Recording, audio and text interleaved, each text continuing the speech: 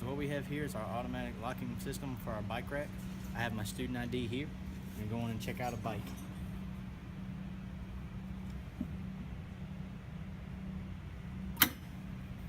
Checking my bike in, putting lock through my bike, hold it here till the bike closes.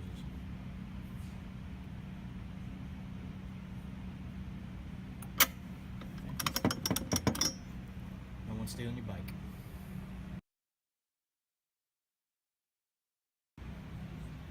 Alternatively, you can enter a manual code to unlock and reserve a bike spot.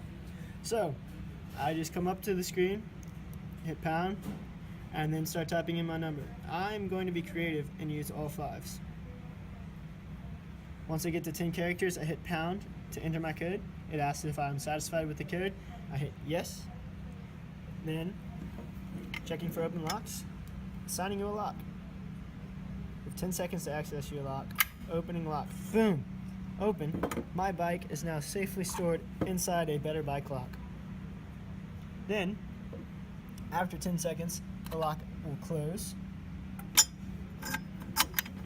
securely keeping my bike in place. This is the technical aspect of our presentation. Here we have a Raspberry Pi, which is set up to this GPIO pin circuit.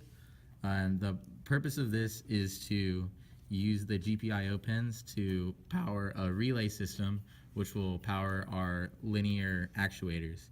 One problem we ran into is that the GPIO pins in the Raspberry Pi transmit a maximum of 3.3 volts.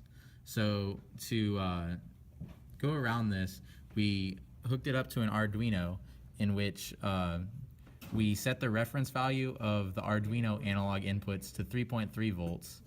So because of this, we could transmit the 3.3 volts from the Raspberry Pi to the Arduino, in which the Arduino would sense that and would in turn transmit 5 volts to the cascading relay, which we have set up to power the linear actuators. This is the main sensor we used in our system. It is a parallax RFID reader, and it is the serial version of their RFID reader. Here we have the 4 pins, which are used to send and receive signal from the Raspberry Pi. We have a VCC pin, which is the power, the ground pin, which grounds the circuit.